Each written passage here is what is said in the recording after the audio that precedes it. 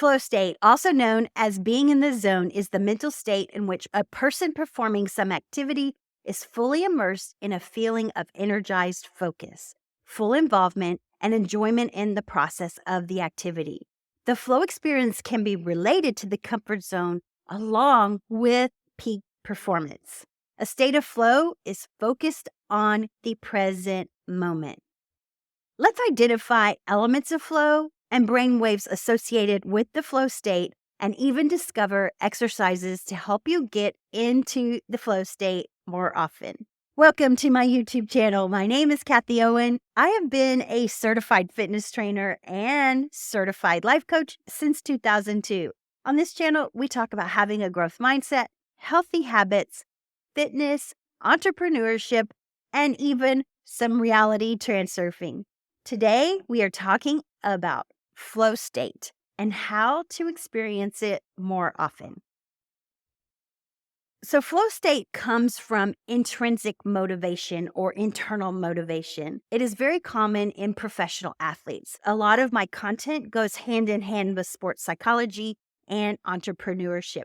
So, when I talk about flow, I'm talking about being in the zone where you see the athlete, his actions and awareness become one, and he just performs it eloquently. It has to do with habits, it has to do with growth mindset. And it has to do also with reality transurfing. So, all the things I talk about here on this channel. And one of the elements I really like about flow is make it a priority. When you make it a priority, you will start to see your life change in infinite ways. And we're going to talk about that today. So, there are brain waves that are associated with flow state. What are they? And ideally, to understand the flow state, we need to identify the brain waves we have as humans. Right now, they have 5 brainwave states that are identified.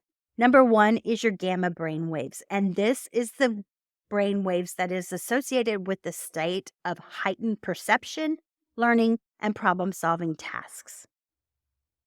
We have beta brain waves, and the associated state is alert, normal, and alert consciousness and active thinking.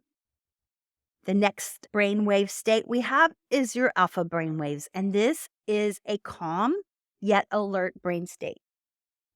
And these are the flow state brainwaves, being here in the present and the now. This is where one has true flow experiences.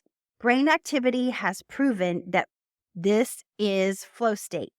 It is helpful to identify when your brain is working in this state. And then we have theta brain waves, and they provide the gateway to subconscious learning and intuition. Theta brain waves take place when our senses are withdrawn from the external 3D world and focused inward. This is state akin to sleep or hypnotic or deeply relaxed state. You are not unconscious, but can still control the direction of your thoughts. This state is a great place to start identifying limiting beliefs and even rewriting those limiting beliefs using the pruning shears of revision as taught by Neville Goddard. I will have a link in the show notes and description to that lecture of the pruning shears of revision by Neville Goddard, as well as we will also be talking about this often in the near future. And then the last brainwave state that we are known of right now is called the delta brain waves, and this is associated with a state of sleep and dreaming. And if you would like more information about the brain waves, I did an episode on brain waves, and I'll have a link to it in the show notes and the description.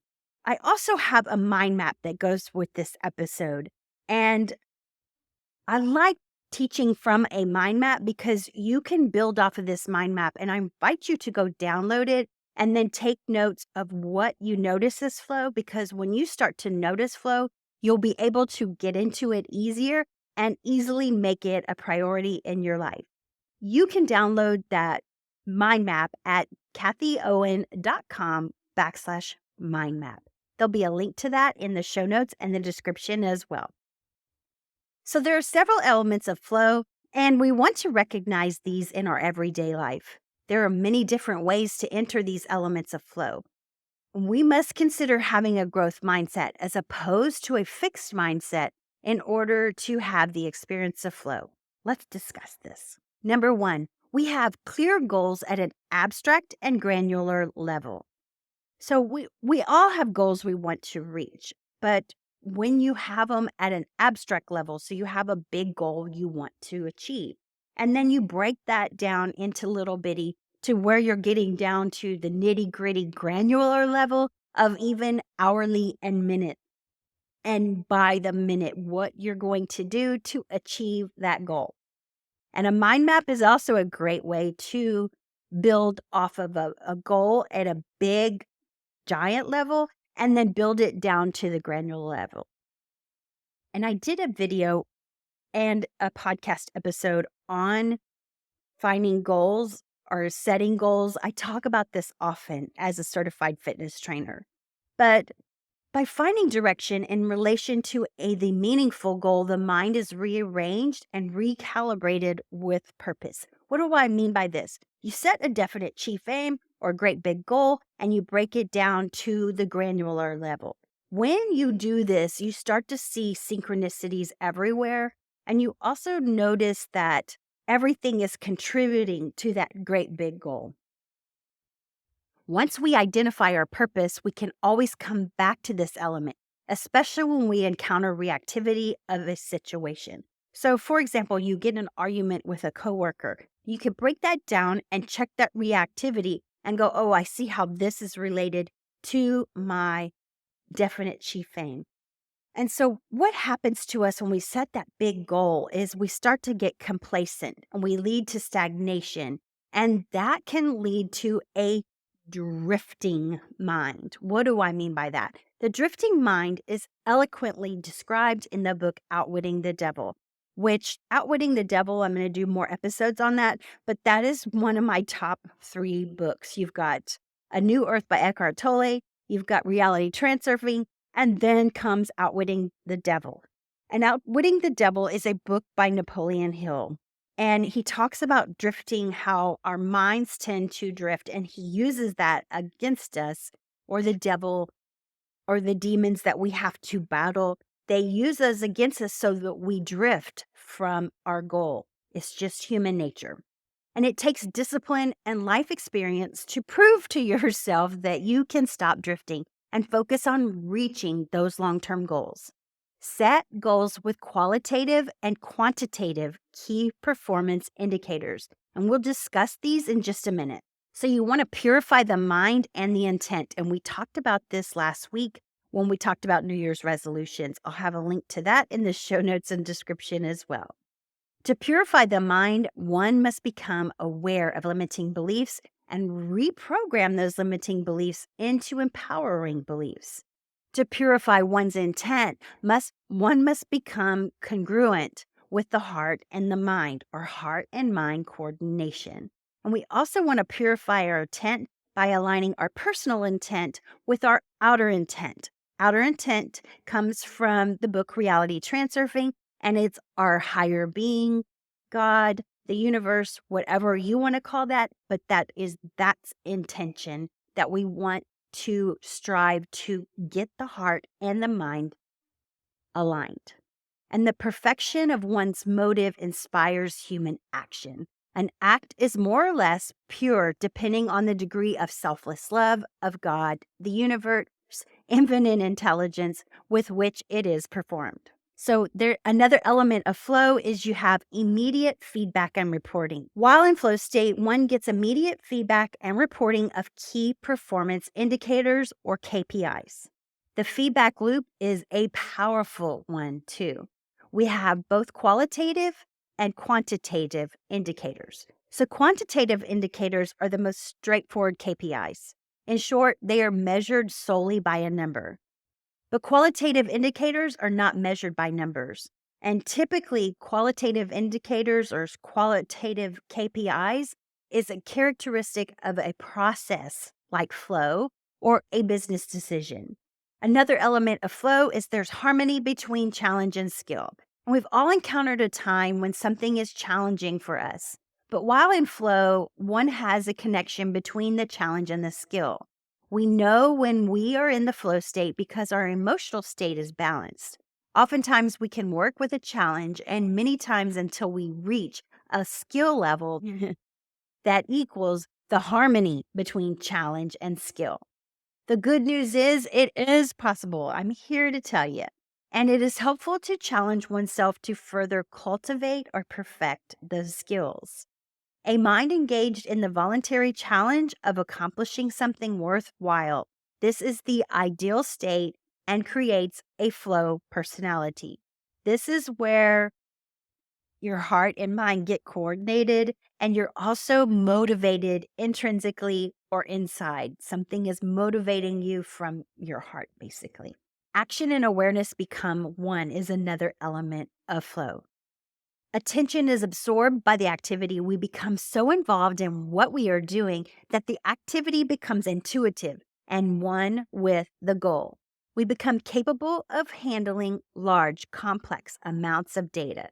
We make rapid, correct decisions. We see the connections, the relationships, and the nuanced distinctions. I like to say synchronicities are everywhere. When we are out of flow state or out of harmony, we miss those synchronicities. Another element of flow is distractions are excluded from consciousness. Fear, doubt, and indecision taper away. I can personally testify to this. We leave no room in the mind for irrelevant information as we become one with what we are involved with.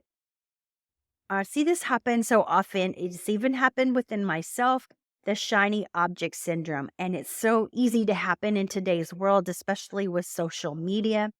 But when we leave no room for distractions, they get excluded from our consciousness when we are in flow. We become one with what we are involved with. We're not easily distracted to go chase that next shiny object. Our personality becomes what is called autotelic, and we're going to talk in more detail about autotelic in just a minute. But the term autotelic derives from two Greek words, auto meaning self and telos meaning goal. It refers to a self-contained activity, one that is done not with the expectation of some future benefit, but simply because the doing itself is the reward. A stronger sense of true self emerges stronger after the flow experience is over. Another element of flow is time is distorted. Time no longer seems to pass the way it ordinarily does. Hours seem to pass by in minutes in general. Most people report that time seems to pass by much faster, but occasionally time appears to slow down. Another element of flow, the activity and the person become autotelic. Here is a quote from the book Flow by Mihai Csikszentmihalyi, and it says, an autotelic person needs few material possessions and little entertainment, comfort, power, or fame because so much of what he or she is doing is already rewarding. I'm going to restate that because it's kind of important. An autotelic person needs few material possessions. It's like the more you get rid of clutter and clean everything up around you, you don't need all that stuff. And when you are autotelic, you realize that you don't need the material possessions. You need very little entertainment. You need very little comfort, power, or fame because so much of what the person is doing is already rewarding. Because such persons experience flow in work, in family life, when interacting with people, when eating, and even when alone with nothing to do, they are less dependent on the external rewards that keep others motivated to go on with a life composed of routines. A person in flow is more autonomous and independent because they cannot be easily manipulated by threats or rewards from the outside. At the same time, they are more involved with everything around them because they are fully immersed in the current of life. That is from the book Flow by Mihai Csikszentmihalyi. I'll have a link to it in the show notes and the description, as well as a link to the blog post that includes all of this good stuff in the blog post. So the activity in the person becomes autotelic. Experience is that it is an end in itself. The activity that consumes us becomes intrinsically rewarding. Autotelic personalities seem to enjoy situations that others would find unenjoyable. Enormous patience and persistence of a positive attitude in the face of prolonged adversity is experienced. I can also testify to that. I wrote about this in my book, The Truth Bubbles Up. I wrote about my experience with this where I had enormous amount of patience and persistence, and I kept a positive attitude and how that helped me through prolonged adversity. And I can absolutely testify to this. And if you read my book, you will understand exactly what I mean. I'll have a link in the show notes and description below to my book. Another element of flow is you have unwavering, lighthearted focus. So I set my New Year's resolutions back at the end of the year, and I start working on them back in November, sometimes even as early as October, because I like to get ahead of myself when January does come around and I'm already in a zone. So I set a priority of making flow a priority. That was one of my main goals.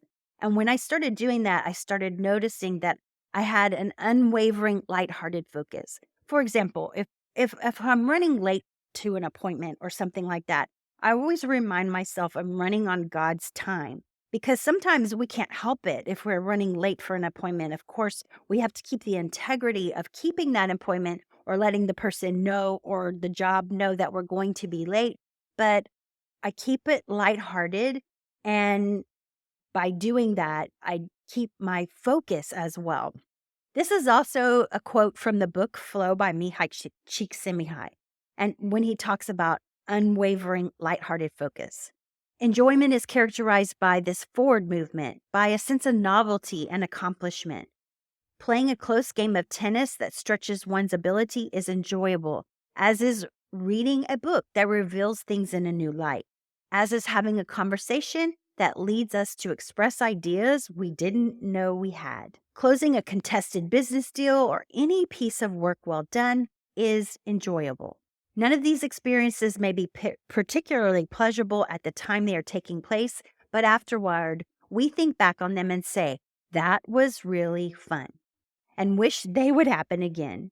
After an enjoyable event, we know that we have changed, that our self has grown in some respect, and we have become more complex as a result of it.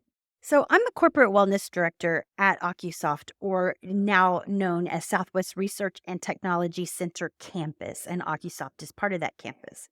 I run a gym called the Ozone that I've been there for 10 years. And during the pandemic, of course, we closed the gym down.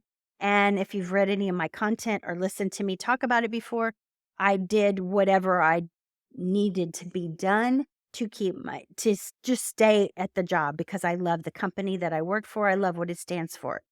Was it enjoyable? Absolutely not. It was not ideal, but I made it enjoyable. And the experiences I had during that time were undoubtedly benefiting to my life in general. And so I got back into the gym full time in July of 2022. When I got back in the gym, I noticed a lot of things were not right. Like the feng shui in the gym was very disorganized. And I'll have pictures of this as well, so you can kind of see where I went through. I'll have it in the blog post that's going to be linked with this episode.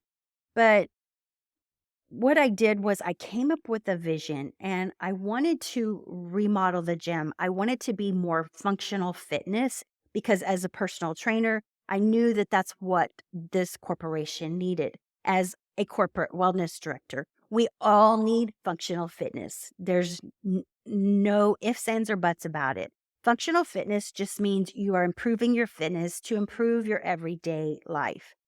As is in walking, as pushing, pulling, lifting, standing, sitting, getting hip flexibility, just so many different things. So I had a vision, and I worked with this guy named Zach at Advanced Fitness. He designs gyms. And I said, here's what I want. Here's what I envision. And he helped me design the gym. Then I made a presentation that I did to the executive team. And the executive team made the decision that, yes, we want to go with this. And I'm telling you the simple little steps that it took and how this all happened. But this process started back in July. It got approved in October. That's how long I had to work on this. And then I just got it finished. We're going to be back in the gym the second week of January, and the gym will be open. But I hit many hiccups along the way, and none of those experiences were particularly pleasurable at the time. But afterward, I can look back and say that was very rewarding. And the whole thing is very rewarding. As I left my office last night, I was like, ah, it just brought tears to my eyes because I felt like that was it. That was it. So, some elements also of flow is you are able to hold two polarizing thoughts in your mind. And I can go back to something that I learned in Toastmasters.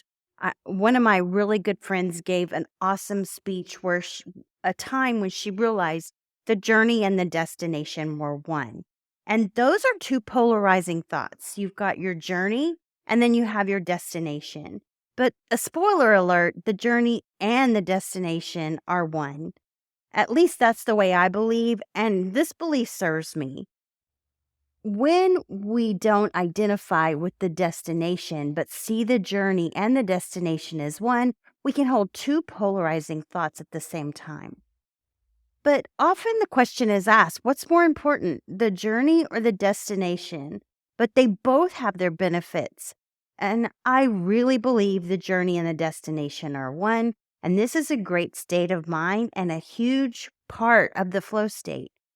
It is the psychology of optimal experience. So you're able to hold two polarizing thoughts in your mind. Here's some exercise flow reflections that I mentioned at the beginning of the episode. Number one, you identify and note any flow breakers and use these to help you identify limiting beliefs and even identify flow breakers. Number two, reflect upon the beliefs around these flow breakers. Once you identify limiting beliefs, you can reflect on them to see why your flow state was broken. And this can be very beneficial and won't even take much effort. You can start what I call a flow journal. I use Notion for this. I really like that, but it can help you see the things in a new way and find your very own sweet spot. And number three, you can change them. You can either change how you relate to them, accept them as they are. You can actually change it, or you can do what is called DODE. Do, optimize, delegate, or eliminate. That means you either do it, or you optimize it and make it easier, or you delegate it to somebody else, or you eliminate it.